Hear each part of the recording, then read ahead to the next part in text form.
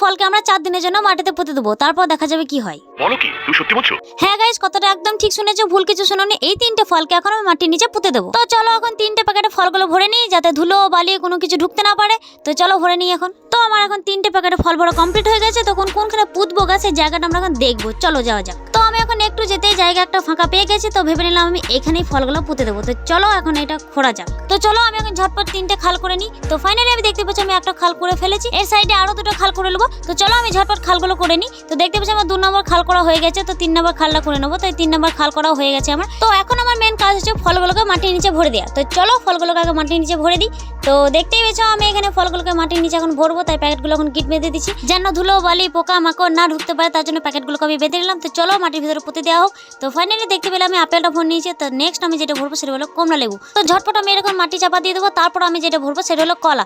তো চলো কলাটাকে মাটির নিচে ঝটপট করে পুঁতে দিই। আর আমার ভিডিও কে কোথা থেকে দেখছো অবশ্যই কমেন্ট করে জানাবে। আর 4 দিন পর কি হতে চলেছে জানতে গেলে কিন্তু চ্যানেলটাকে অবশ্যই সাবস্ক্রাইব করতে হবে। তো চলো কলাটাকে ঝটপট করে মাটির নিচে পুঁতে দিই। তো ফাইনালি আমার মাটির নিচে কিন্তু কলাটা পোতা হয়ে গেছে। তো দেখা হচ্ছে 4 দিন পর।